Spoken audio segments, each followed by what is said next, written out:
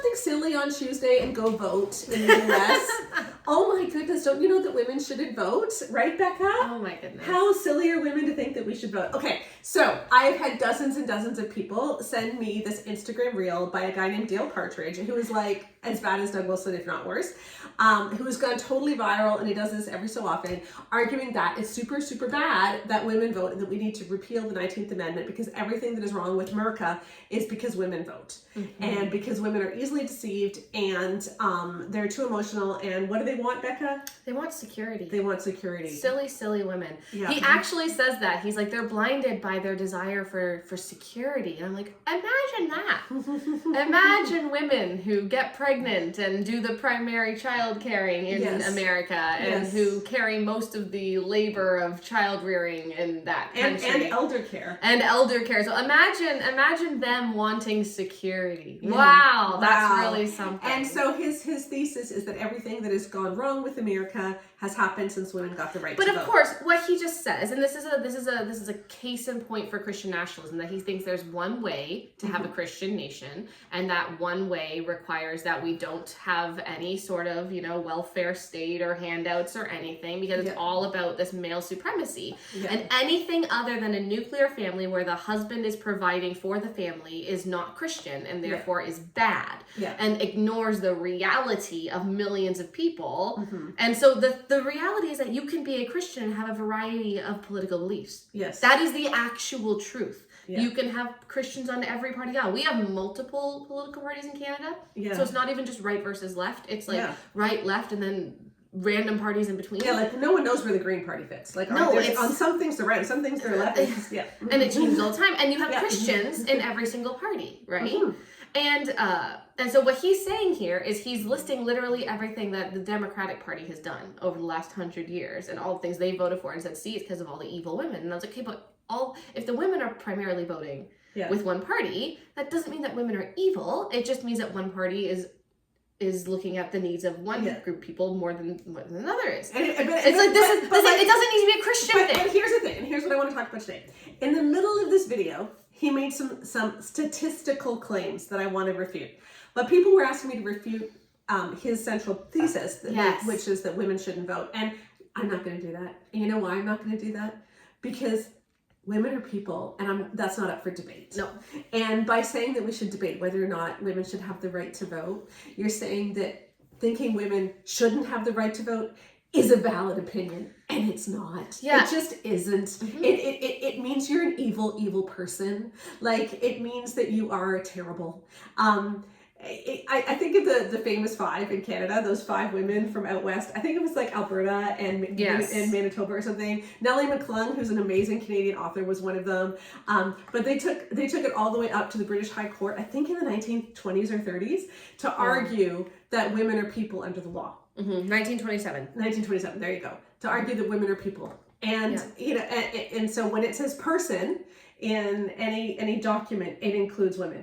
And they won because women are people. And so we're not going to debate whether or not women are people, which is what you're asking us to debate when you say whether or not women should vote. And I think that this is just... okay, wait, let me just say this. Sure. We would not debate slavery, like whether or not slavery is okay, because it just isn't. And if anyone is debating slavery in a way where they're talking about, well, the Bible says, then it's like, that's not a safe person. Yeah. I wouldn't even say not a safe person, that's actively a dangerous person. Yeah, and this is the thing. There are certain things that are so awful that they are not subject to debate anymore. And so when people are sending me this saying, people in my church are listening to this guy, what do I say? I'm like, get out of your church. That's what you do. And so when something like this comes across your feed, when someone is arguing that slavery is okay, or that women shouldn't have the right to vote, you don't need to worry about how to refute it. You just simply block and mute to starve the algorithm, because these people don't need eyeballs. Okay? like this is reprehensible and this is evil, and we need to be able to call it out for what it is. Yeah, and if you have people in your life who are sharing this stuff, you can tell them like, hey, that was not acceptable, and I no longer feel like you're someone who cares about me or is a safe person. Like, you can tell your church, the reason I'm leaving is you have not done enough of, frankly, this is actually where congregational discipline comes in, where it's like, you have not been responsible as the shepherd of this flock, and the shepherd of this flock is welcoming in wolves, and so I can't stay. Yeah. Like, you can be honest about that stuff, but what you don't need to do is say, well, I don't want to be prideful, or like, well, they have just different opinions. This isn't an issue of different opinions. Yeah. Like, again, no. And especially with the slavery apologist stuff that's also going on with these people, especially Dale Partridge. Yeah, same people. Also, like, this is where I struggle, and I'll be honest, this is one of the things I struggle with this job, right? Because the question is always, who do we talk about? Because we try to talk about people who are more mainstream, right? Yeah. But who's mainstream in Canada is also different from who's mainstream in the US, and who's different in the UK, and all these different things. And like stuff like Dale Partridge, if you're listening to him, like that is like, and I'm so sorry, I know this is harsh, but like it's on you. Yeah. Like you listen to Love and Respect, where it's handed out to literally everyone, and it's like, hey, this was kind of in the waters. Very few people on the global scale, in the church scale, even in the American church scale, are listening to people like Dale Partridge. If you are, that is 1000% your responsibility. Yeah. Like I struggle to have as much like. Yeah, and I want Americans to understand. This is, no one talks about this like this except in for the extreme right wing. But even that, no, the extreme rights do. Okay, but like they're crazy though. Like they're I've Nazis. honestly never heard a Canadian share stuff like that. No, I haven't really either. I know of people. Anyone. I know of people who listen to people like Dale Partridge, but they're like folklore. Like but they are people, but they're like our neo-Nazis. Yeah, like every country has their neo-Nazis, but if you're there, that's where you are, friends. Like, and I think that's what I just want to make clear. Where it's like, I think that because we critique these big authors, people think that like all these authors are the same. They're not. No. There's the difference between like someone let's do differences in child rearing, right? Like, it's the difference between like doing safe sleep protocols that are different from the 80s versus now, where it's like, oh yeah, this makes sense, you wouldn't know that. Yeah. Everyone did this differently back then. Versus if you were still like, you know, trying to drill a hole in your head for a headache, like the Stone Age. Yeah. Like, that is not the same thing. Or, like, if you were giving your kid bourbon to help them fall asleep. Like, that is, the same thing. Like, that is Scotland in the 1800s. Yes. Like, this is not... I do want to make that clear. Like, you have as much as it is true that these authors have a responsibility to promote healthy stuff, you have a responsibility to not ingest content from the obviously toxic, obviously regressive groups. Yes. There is a difference between accidentally ingesting toxic beliefs from like someone like Gary Thomas or Shanti Felton, who are in the Gen Pop Christianity, who are like, and then there's another thing entirely to be like, well, what about what Dale says? Like, and people will argue with me that he is becoming mainstream, which is why I'm talking about. But the reason he's becoming mainstream is that people are not treating him appropriately. Exactly. When you see this, you need to block and mute. If you are in a church where people are sharing his stuff and the pastor isn't saying, "Hey, that's a problem," then you're not in a safe circle. Okay. And again, it's not even about whether or not it's popular right now. It's about how much responsibility is on the listener. Yeah. That's what I want to get at. Now I really want to address the one part of the video that we will address. Oh, so yes. We're not going to debate whether or not it's okay to vote, because we're not going to teach you how to argue that women should have the right to vote. No, because women are people. That's just not up for debate. But in the middle of this, he gives 3 stats, okay, about why women shouldn't vote. One is that women are, I think it's like twice as likely to be seduced as men are. Was it 26%? I don't know. I don't remember. But you know what? It doesn't even matter because the citation's not there. Yeah, and this is the thing with the stat. People are saying, oh, he's sharing stats. No, he's not. No, he's not, because there's no citation. He's sharing numbers. Numbers that might mean something. They might mean nothing. We cannot know. Yes. Because he doesn't share the site. Yeah, and so when there's no citation and someone is just saying, oh, but you know, women are 49% more likely to do X and Y, without a citation, you have no way of checking that, and so it's not real. Okay. Exactly. So he shares 3 things, and I want to deal with them one by one. One is that women are more likely to be seduced. 2 is that women are more likely to fall victim to financial scams. And 3 is that women are more likely to use tarot cards. Yes. And so because of these 3 things, we know that women are more likely to get sucked in, and so therefore women shouldn't vote. Okay. We actually dealt with the second one, the second example about how women are more likely to get financial scams. And She Deserves Better. And so I just want to read what we wrote in the final chapter of She Deserves Better. Okay? Here we go. Is it empirically true that women are more susceptible to deception? Here's the evidence. From a religious standpoint, women throughout history have made up the majority of the church and are more likely to practice spiritual disciplines. And then there's a tiny little number, and you know what that number means? It's a citation. And you know what the citation isn't of? The citation isn't of, Rebecca thought this sounded about right. Yeah. You know, or like it's an actual study. Women then are statistically more likely to follow God, who is the ultimate truth. 2, a study out of the University of Michigan found that women were 19% less likely to be duped by financial scams than men. And researchers from the University of Pennsylvania and from Berkeley found that because people believed women were more easily deceived, people were more likely to lie to women and try to trick them during business practices. So if women are more the victims of financial scams, it's not because women are more easily duped by them. It's that women are more victimized. They're targeted. They're targeted. The way we talked about it is like, and here, I'll read the next paragraph. sorry. It's not that women are more likely to be deceived, it's that they're more likely to be victimized. And as the Berkeley study found, women's increased victimization is largely happening because men believe the same things that are preached by our evangelical pastors, that girls and women are particularly prone to deception. And so they attempt to exploit that perceived weakness. Yeah, so like if you are a soccer goalie, right, and there's a boy and a girl goalie, and the boy has a 50% success rate, and the girl has a 70% success rate, but the girl gets 27 balls lobbed at her, and he gets 3, she's going to let in more balls. Yes. But she also blocked a lot more balls. And that's what we're seeing here, where it's like, it's just that women are more targeted. And so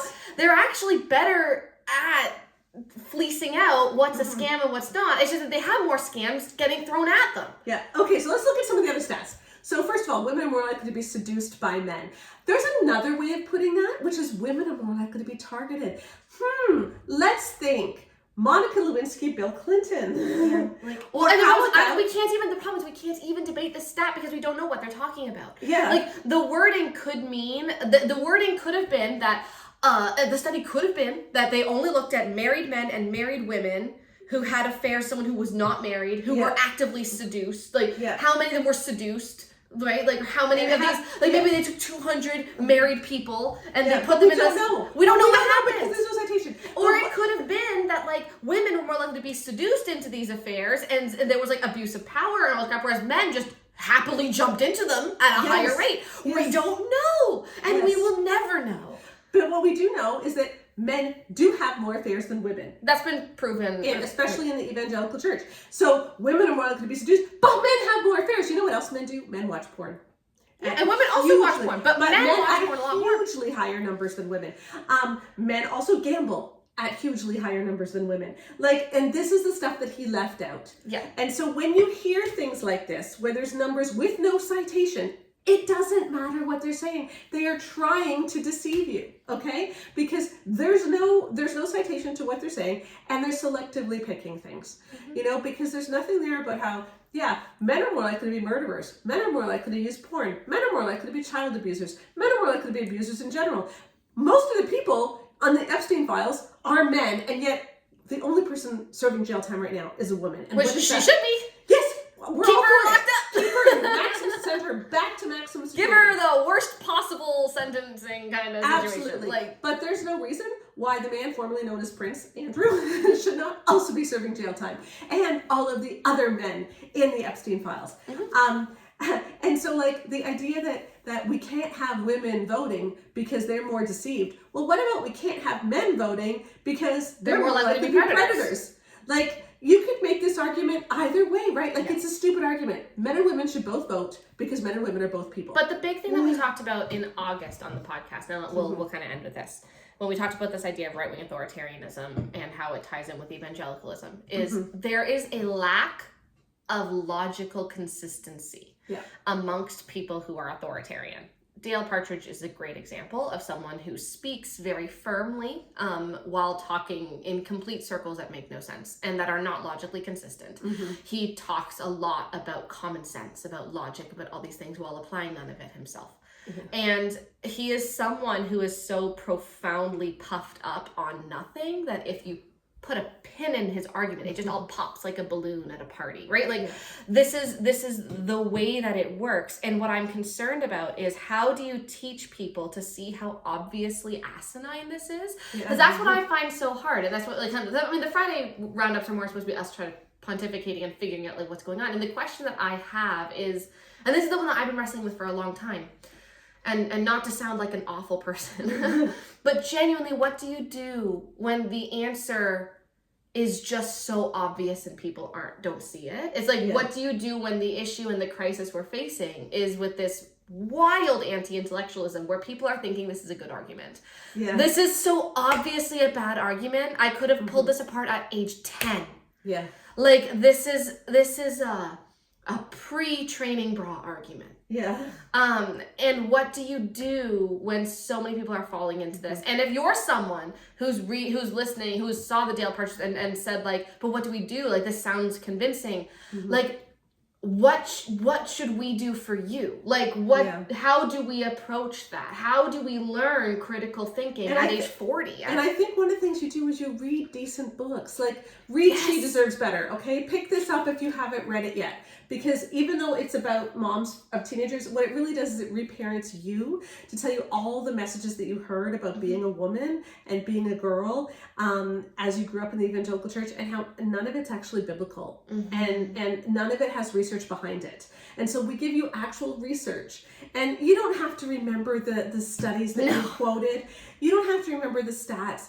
I just want you to start to recognize what a decent argument looks like. Yeah. Because I think, one of the ways that we recognize counterfeits is that we get to know what the truth looks like. And so let's start reading decent books that are based in actual research and in data, and you'll see the difference. You really will. And so, if you've watched us for a long time, you haven't read one of our books, now's a really good time to pick up She Deserves Better. Yeah. And in that note, one of the things that we've tried to do in She Deserves Better and Great Sex Rescue in particular is not just tell you like, here's what was bad, here's what's good, but walk you through the logical, like, let's actually talk about it. What does it mean if we believe this? If this is true, then these also have to be true. We know that these are not true, and so this cannot be how it is. Yeah. Like, we walk you through it a little bit, so hopefully that can help. I know it has helped a lot of people start to be able to recognize stuff. It's not your fault if you weren't taught this stuff. It is not your fault if you grew up in circles that taught you crap like Dale Partridge. It really isn't. But right now, we all have a responsibility to learn how to talk about this stuff better and to how to think critically. Yeah. And again, if you see stuff like Dale Partridge come across your feed, please just mute and block him. He's not an example of what a Christian man is. He looks nothing like our favorite guy, Aragorn. Sorry, we have to do our mandatory Aragorn reference. Yeah. Yeah. Like his idea of, and he even talks about rulership. Yeah. Right? Is that you're going to rule, whereas Aragorn was trying to get out of ruling. Well, that's a complex conversation. Are we talking about movie Aragorn or book Aragorn?